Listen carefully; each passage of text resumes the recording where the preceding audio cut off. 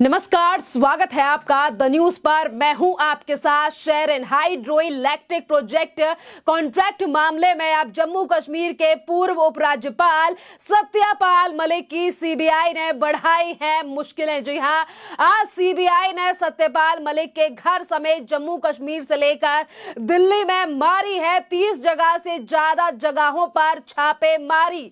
और जिन भी जगहों पर हुई है छापेमारी, ये तमाम जगह और जो लोग हैं वो हैं सत्यपाल मलिक के करीबी। ये बड़ी कार्रवाई जो है वो आज सवेरे सीबीआई के द्वारा की गई है और एजेंसी के अधिकारियों ने इस दौरान जो है यानी कि सत्यपाल मलिक के घर पर जो है वो छापेमारी शुरू की है। और देखिए, जैसा कि मैंने आपको पहले बताया कि हाइड्रो इलेक्ट्रिक प्रोजेक्ट मामले को लेकर जो है वो फिर एक बार दस्तावेज खंगालने में जुट चुकी है।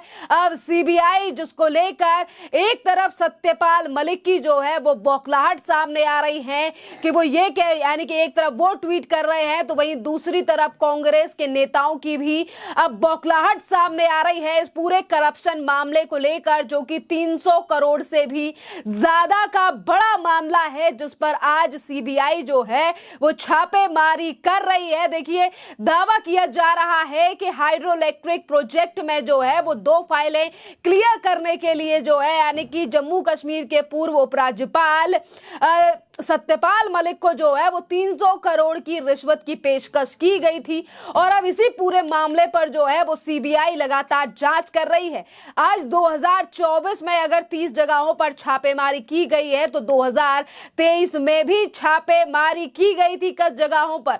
और देखिए, अपने घर पर सीबीआई की टीम पहुंचने से अब भड़क चुके हैं, बौखला चुके हैं सत्यपाल मलिक। और उन्होंने ट्वीट के जरिए जो है वो बिना नाम लिए प्रधानमंत्री नरेंद्र मोदी पर निशाना साधा है। सत्यपाल मलिक का कहना है कि सीबीआई ने उनके घर पर यह छापेमारी ऐसे समय पर की है जब वह बीमार होने के चलते अस्पताल में भर्ती हैं। और सत्यपाल मलिक ने कहा है कि पिछले 3-4 दिनों से वो बीमार हैं। और ये तमाम बातें जो है वो उन्होंने ट्वीट करके कही है। सत्यपाल मलिक ने ट्वीट के यानी कि एक्स के द्वारा एक्स पर पोस्ट करते हुए लिखा है कि 3-4 दिनों से बीमार हूं और अस्पताल में भर्ती हूं।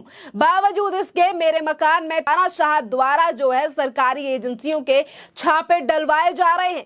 मेरे ड्राइवर, मेरे सहायक और मेरे ऊपर छापे मारकर उनको बेवजह परेशान किया जा रहा है। मैं किसान का बेटा हूं, इन छापों से नहीं घबराऊंगा, मैं किसानों के साथ हूं। इस तरह सत्यपाल मलिक ने अपने इरादे जाहिर किए हैं। किसान आंदोलन का समर्थन करते रहेंगे। बता दें कि सत्यपाल मलिक हमेशा ही अपने विवादित बयानों को लेकर सुर्खियों में रहते हैं। आज अगर वो ये कह रहे हैं कि मैं किसानों के साथ हूं तो 2021 से लेकर 2022 तक चलने वाले आंदोलन को लेकर भी तमाम उन्होंने केंद्र सरकार पर आरोप लगाए थे और ये तक कहा था कि केंद्र सरकार जो है वो अत्याचार कर रही है, उत्पीड़न कर रही है देश के किसानों का। अगर इसी तरीके के लोग जो हैं वो सत्ता में रहेंगे तो देश जो है वो गलत हाथों में है।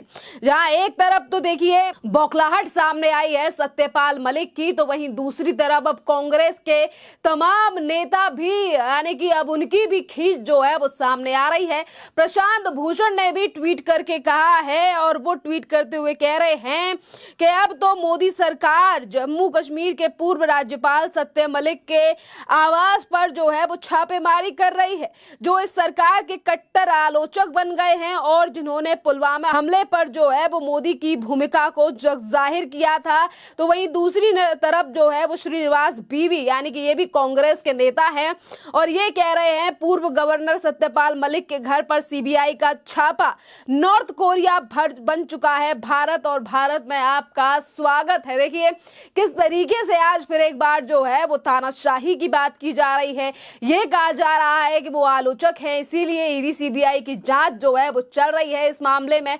पर दरअसल देखिए, अगर हम इस पूरे मामले की बात करें तो सीबीआई ने अभी तक इस पूरे मामले में जो है वो 2 एफआईआर दर्ज की हैं, और ये 2 एफआईआर जो है वो सिर्फ 2022, 23 या 24 में नहीं, बल्कि ये मामला जो है वो 2017 से लेकर 2018 से चल रहा है, जिसको आज प्रधानमंत्री नरेंद्र मोदी से जोड़ दिया जाता है। या फिर लोकसभा चुनाव को लेकर भी तमाम कांग्रेस के जो कार्यकर्ता हैं वो सोशल मीडिया पर लगातार कमेंट बाजी कर रहे हैं। तो देखिए, जैसा कि मैंने आपको बताया, सीबीआई इस पूरे मामले में अभी तक 2 एफआईआर दर्ज कर चुकी है, और पहली एफआईआर जो है वो 60 करोड़ रुपए के कॉन्ट्रैक्ट को जारी करने में कथित भ्रष्टाचार से संबंधित है, और ये रकम जो है वो 2017 से 2018 में जम्मू कश्मीर कर्मचारी स्वास्थ्य देखभाल बीमा योजना का ठेका देने के लिए एक इंश्योरेंस कंपनी से रिश्वत के तौर पर ली गई थी। और दूसरी एफआईआर जो है वो 2019 यानी कि आज से लगभग 5 साल पहले जो है वो एफआईआर दर्ज हुई थी, जिसमें 2019 में एक निजी फर्म को जो है हाइड्रो इलेक्ट्रिक जो पावर प्रोजेक्ट है, इस पर जो है वो सिविल वर्क के लिए 2200 करोड़ रुपए का कॉन्ट्रैक्ट देने के भ्रष्टाचार से जुड़ा मामला है। और तब से जो है वो ये सीबीआई जो है वो इस दोनों मामलों पर जांच कर रही है, जो एफआईआर आज से 6-7 साल पहले दर्ज हुई थी।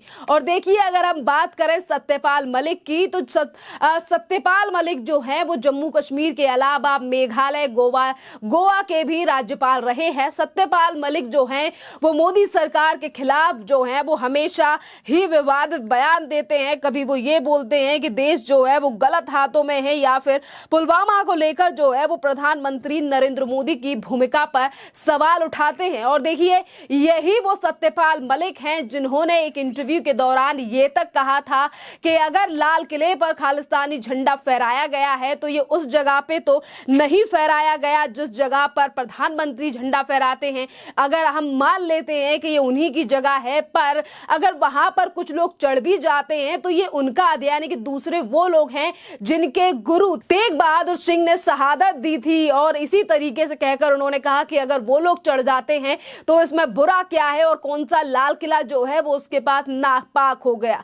यानी कि एक किस तरीके से लाल किले पर हुई घटना और भारतीय ध्वज के अपमान को लेकर जो है वो किस कदर सफाई दी थी, और किस सीधा केंद्र सरकार पर जो है वो कटाक्ष कर ये तमाम बातें जो हैं वो भी सत्यपाल मलिक ने कही थी, जिसको आज जनता जो है वो भली भांति समझ रही है कि एक तरफ सत्यपाल मलिक कह रहे हैं कि उन्हें परेशान किया जा रहा है, तो वहीं दूसरी तरफ इस तरीके की जो बौखलाहट है वो कांग्रेस के नेताओं की सामने आ रही है। तो देखिए, कई बार जो है, एक बार नहीं बल्कि कई बार सत्यपाल मलिक ने जो है वो केंद्र सरकार को लेकर बयान दिए हैं, और उन्होंने ये तक कहा है कि जिस समय पर मैं जम्मू कश्मीर का उपराज्यपाल हुआ करता था तो उस समय पर जो है वो कई 2 फाइलें जो हैं वो मेरे पास आई थी, और उसे क्लियर करने के लिए मुझे एक फाइल क्लियर करने के लिए 150 करोड़ रुपए का ऑफर दिया गया था। और वहीं दूसरी तरफ उन्होंने फिर वो बात कही कि 150 करोड़ रुपए की जो 2 फाइलें थी वो मुझे दी गई थी, पर मैंने कहा था कि मैं ये 5 कुर्ते पजामे लेकर आया हूं, मैं यही कुर्ते पजामे में रहूंगा। और इसी तरीके से उन्होंने जो है वो फाइल पर सिग्नेचर नहीं किए थे, और उन्हीं बातों को जो है वो फिर एक बार रिपीट किया गया है सत्यपाल मलिक के द्वारा अपने एक्स अकाउंट पर। उन्होंने इन तमाम चीजों को भी जो है वो एक और तीसरा ट्वीट कर लिखा है। खैर, इस पूरे मामले पर आप लोगों की जो भी राय हो आप हमें कमेंट कर जरूर बताइए। धन्यवाद।